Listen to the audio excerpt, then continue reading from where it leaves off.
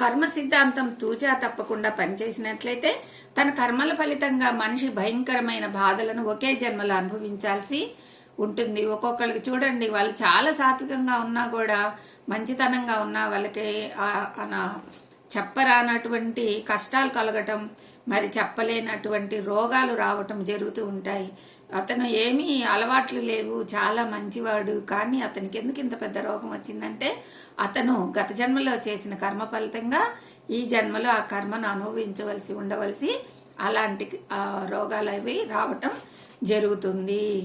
తాను చేసిన పనికి న్యాయమైన ఫలితాలు కదా అవి. మరి తాను చేసిన దుర్మార్గాలకు కానీ తాను చేసిన ఆ చెడు కర్మలకి ఆ ఫలితాలు అనుభవించాల్సిందే. మరి అటువంటి బ్రతకటం దుర్లభం, అసాధ్యం.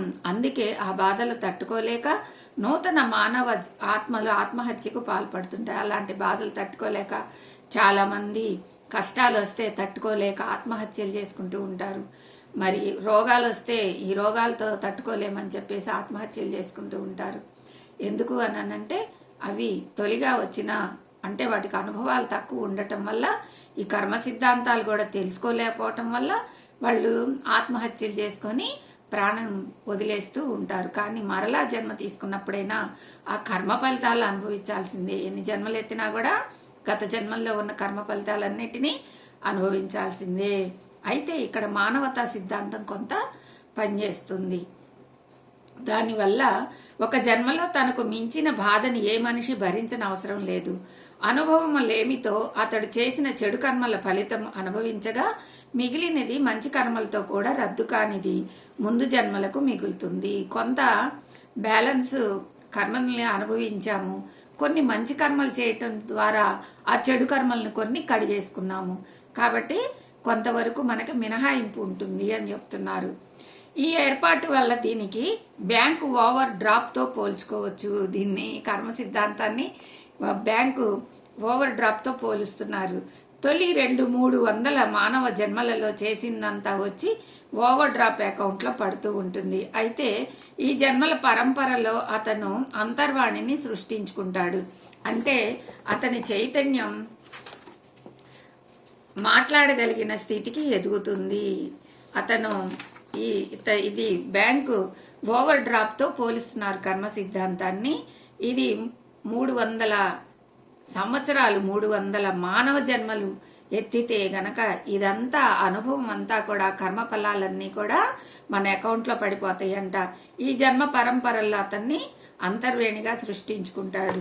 చైతన్యంతో అతను మాట్లాడగలుగుతాడు. అంటే మనలో మనం మాట్లాడుకోవటం, మన మనస్సుతో మనం మాట్లాడుకోవటం, మనం ఆత్మస్వరూపంతో మనం మాట్లాడుకోవటం జరుగుతూ ఉంటుంది. అనుభవం పెరిగే కొద్దీ వివిధ జన్మల అనుభవాసారం కూడే కొద్దీ అతి చిన్నదైన ఈ స్వరం పెరుగుతూ ఉంటుంది.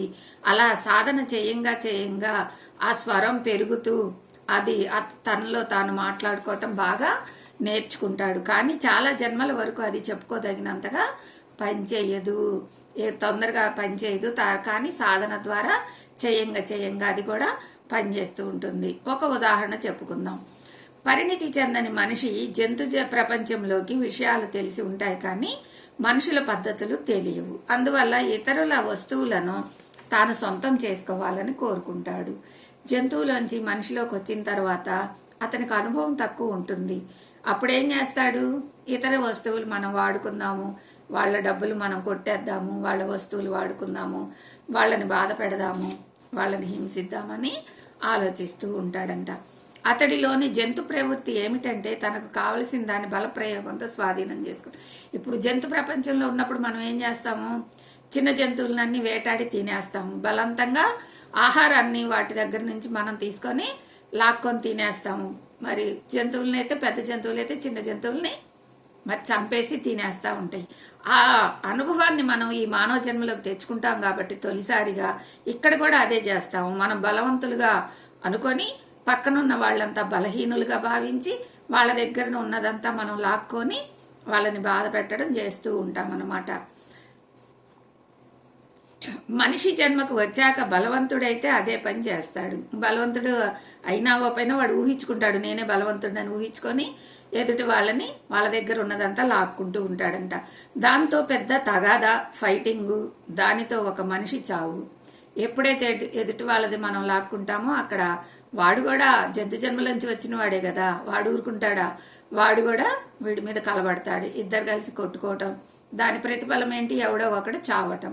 ఇలా జరుగుతూ ఉంటుందన్నమాట. మానవ ప్రపంచాన్ని పాలించే ధర్మాలు ఇక్కడ అమలులోకి వస్తాయి. మానవ ప్రపంచంలోకి వచ్చిన తర్వాత ఇక్కడ కొన్ని ధర్మాలు, కొన్ని రూల్స్, రెగ్యులేషన్స్ కొన్ని ఉంటాయి కాబట్టి ఇక్కడ అవన్నీ అమల్లోకి వస్తాయి. హంతకుడిని పట్టుకొని విచారించి ఊరి తీస్తారు. ఇప్పుడు వాడిని చంపేస్తే వీడిని ఊరుకుంటారా? వీడిని ఏం చేస్తారు? మనకు చట్టం ఉంది కదా, తీసుకెళ్లి పోలీసులు తీసుకెళ్లి జైల్లో పడేస్తే ఆ జైల్లో వాళ్ళు జడ్జిలో మరి కోర్టులో హాజరుపరిస్తే వాళ్ళు ఉరి శిక్షేసి వీడి ప్రాణం కూడా తీయటం జరుగుతుంది. అంటే ఇక్కడ ఫలితాన్ని మనం వెంటనే పొందుతూ ఉన్నాము. కర్మ ఫలితాన్ని ఇక్కడ ఈ జన్మలోనే వాడిని చంపడం ద్వారా తీసేసుకున్నాం అన్నమాట. మళ్ళీ మనం చనిపోవటం జరుగుతుంది. పై లెవెల్లో మనోమయ స్థాయిలో ఈ జ్ఞానం అంతా నిధిలోకి చేరుతుంది. ఈ పని ఫలితం ఏమిటో ఆ జ్ఞానం భాండాగారంలో చేరి ఉంటుంది కాబట్టి తర్వాత జన్మలో అదే ఆత్మ మరో మనిషి జన్మ ఎత్తినప్పుడు ఇతరుల వస్తువులు తనకు కావాలని కోరిక కలిగినప్పుడు ఎమ్మటే ఆ జ్ఞానభాండం అతని అంతరాత్మ హెచ్చరిస్తుంది. ఇక్కడ వాడి వస్తువు కావాలని లాక్కోవటం వల్ల, ఇద్దరు కొట్టుకోవటం వల్ల ఇద్దరు చనిపోవటం జరిగింది. మళ్ళా ఇద్దరు జన్మలు ఎత్తిన తర్వాత మరలా వాడికి అదే బుద్ధి గనక కలిగి మళ్ళీ ఆ వాసనలే ఉండి వేరే వాళ్ళ వస్తువులు గాని డబ్బు గాని లాక్కుందాము అని అనుకున్నప్పుడు లోపల ఉన్న ఆత్మజ్ఞానం కొద్దిగా జ్ఞానోదయం కలిగి అరే మనం ఇలా చేయకూడదు, ఇది తప్పు అని మనకి గోచరిస్తుందంట. అంటే అక్కడ కొద్దిగా మనకి జ్ఞానం, మానవ సంచారంలో ఉన్నాం కాబట్టి కొద్దిగా జ్ఞానం అనేది అక్కడ ఉద్భవిస్తుంది అని చెప్తున్నారు. మరి ఈరోజు స్వాధ్యాయం ఇది ఫ్రెండ్స్. మరి ఇంకా రేపు మరికొన్ని ఈ మానవ సంచారంలో ఆత్మలు ఇంకా ఎలా ఎలా ఎదుగుదల జరుగుతుందో రేపు స్వాధ్యాయంలో చదువుకుందాము. Thank you friends. Thank you.